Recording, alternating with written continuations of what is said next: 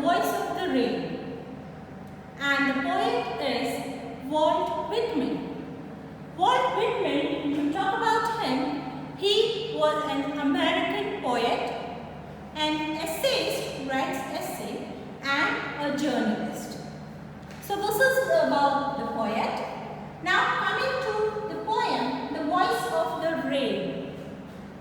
Before starting the poem, I would like to tell you about the poetic device, the literary device that is being used in the poem. The poet is using personification.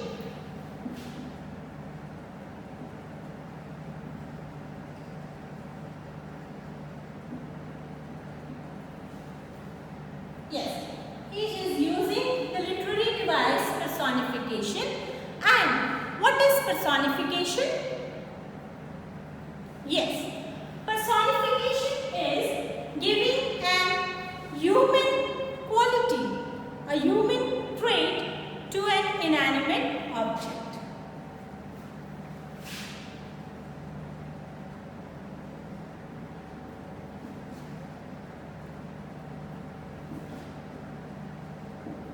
Human trait or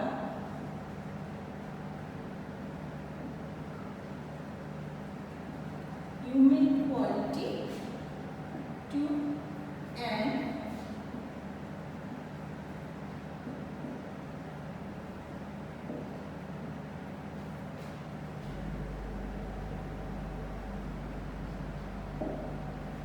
to an inanimate object.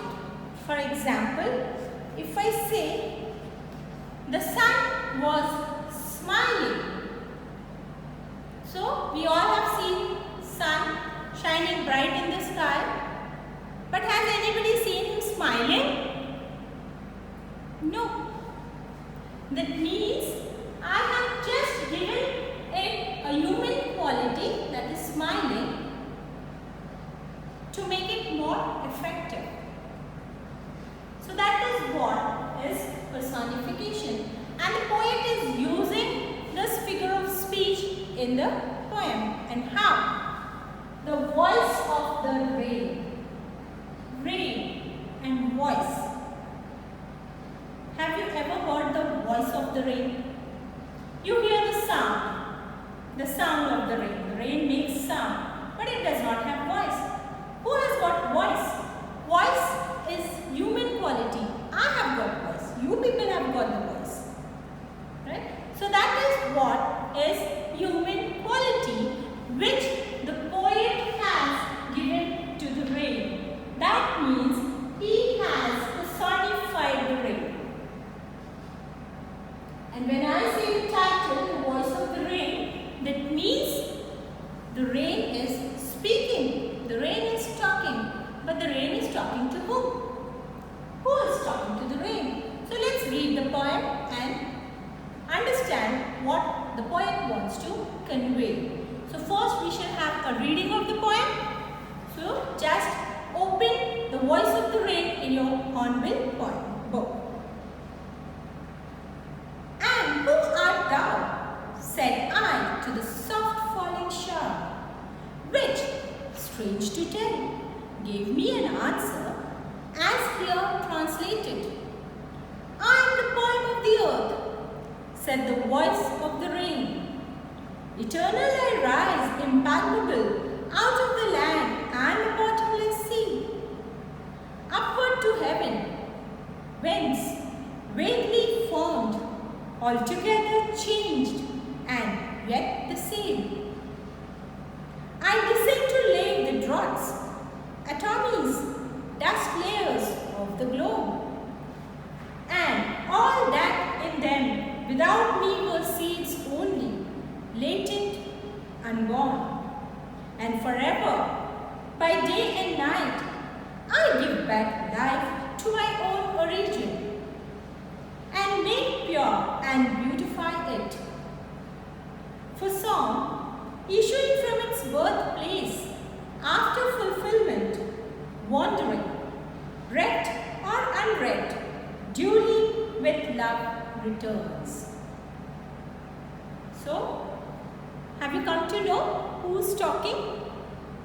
Yes, it's the poet who's talking, who's questioning the rain. In written, the rain is answering. Something unimaginable. You can try. Rainy season is very close. Almost it has entered into our states. So sometimes just stand near the window and try to talk to the rain. And let me know if the rain gives you answer just as she has given to the poet. Why I am using the word she here? Because the poet has personified the rain. So I am using she for the rain. Fine. So what does the poet ask the rain? The poet asks, who and who art thou? Said I to the soft falling shower. So what is the poet asking? The poet is asking to the rain, who are you? A-R-T, art. That is the old English word. Right? In the olden time, the words like art, rents, these are all old English words which we are no more using, and these words are known as archaic words. Remember, they are archaic words. Now, so the poet is asking a question which, strange to tell, gave me an answer as here translated. And the poet is surprised because just like me and you, even he might not have imagined that if he is talking to the rain will answer or rain will reply or respond to him. So he says, strange to tell, I was surprised and I'm surprised to tell you that the rain answered me. And whatever the rain answered, he says, here is, I'm writing the translation of it. So let's see, what did the rain answer to the poet? Eternal I rise, impalpable, out of the land and the bottomless sea. So the rain says, I rise impalpably from the land and from the bottomless sea. Impalpable, something that cannot be touched. The vapors which are coming, you cannot touch them until and unless they condense. So here in this poem, if you see, the poet is describing the same water cycle which we have been studying from long back in our science. Maybe when we were in grade 2 or 3, we started studying the water cycle. And I hope you all know that water cycle. So here in the poem also, the poet is describing the water cycle but very beautifully in a poetic language. And this is what the rain is saying. The rain says that I rise from the land and from the bottomless sea. Why does she say bottomless sea? Because the sea is very deep. You don't know where is the bottom of the sea. It's difficult to find out. So she says that I rise from the land and from the bottomless sea. Upward to heaven, whence vaguely formed, altogether changed and yet the same. So rising from the sea and the land, where does it go? It goes towards the heaven, that's towards the sky, upwards. Right? From the earth it rises, from the sea it rises, and it goes up towards the heaven, towards the sky, whence vaguely formed. Now, many times we might have seen the clouds in the sky. Did you ever observe that there are two clouds which are similar? Twins? No. Every cloud has got a different shape. They don't have similar shapes. That's why vaguely formed. Altogether changed and yet the same. So they are all different, but yet they are all same. Why? Because they all contain water in it. Right? They all have water in them. I descend to lave the dross, atomies, dust layers of the globe. So I descend. falling, descending water, decreasing.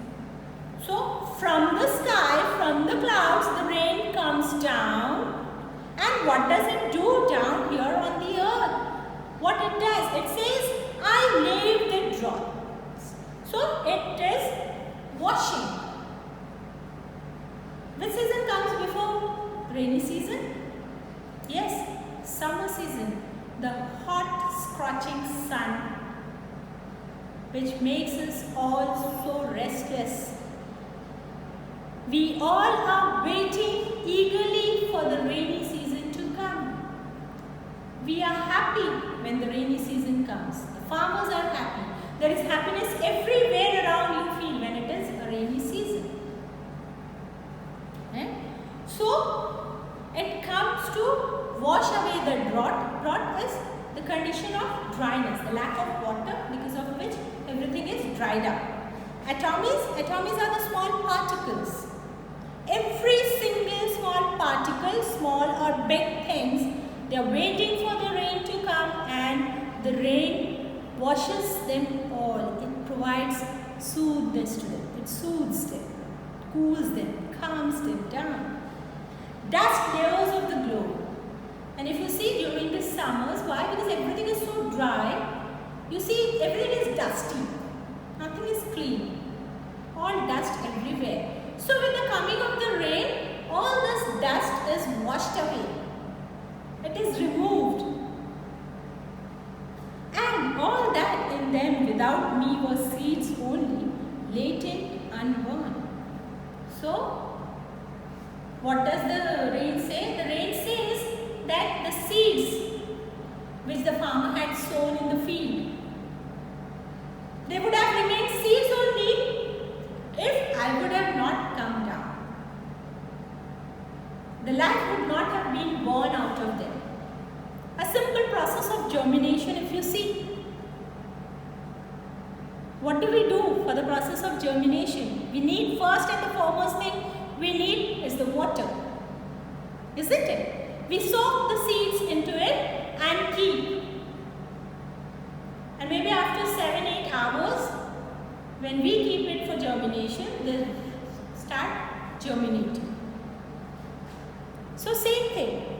If you sow the seeds in the field and you don't provide it with water, they won't germinate. They will remain seeds. The life that is hidden inside it would not come out. It would be unborn. The rain says. And forever, by day and night, I give back life to my own origin. Yes, if you remember the water cycle that you've studied in science, what the arrows that we used to mark, this shows that the water cycle continues. It goes round and round. Water evaporates, condenses, and then rain falls. Again evaporates, condenses, and then rain falls. This way it goes on. The cycle continues going again and again. It does not stop. That means the rain keeps itself making new every time. Its origin is always keeps going, and make pure and beautify it. So when rain comes, everything is pure. Everything, if you see the plants, the trees, the roads, the houses, everything is so fresh without any dust, clean and clear, and everything is beautiful, isn't it? All the green plants, greenery around you, clean, everything is clean. So this is what the rain does. The rain keeps purifying all the things. It makes the things beautiful. And that's the reason why everybody is waiting for the rains to come.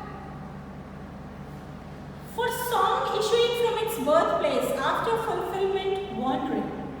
Now, the poet says that he writes songs also. Right? He writes songs. And what does the song do? Song issuing from its birthplace for fulfillment wandering. Now from one place to another, the song goes on and on and on. spreading, the music keeps spreading. It goes to different people. Wrecked or unwrecked, duly with love returns. So the song is heard by a happy person or a sad person. Everybody listens to the song. And the love that they feel in their heart after listening to the song, poet says, returns back to him. And it comes back to him with lot of love. So this is again to say that the same cycle is followed by the rain too. It goes, it comes, evaporates, goes, comes, and the cycle goes on. So if you see how beautifully the rain has described herself. How it is showing that it is so important. How it beautifies everything. How it gives life to the dead thing. How it cleanses the things. Purifies, beautifies the things. So this is what the poem is talking about. Again, to repeat, personification is the figure of speech, literary device that is used by the poet to describe or talk about the rain. The rain is talking, the rain is telling about herself, the importance of rain. So I hope the poem is clear to you all.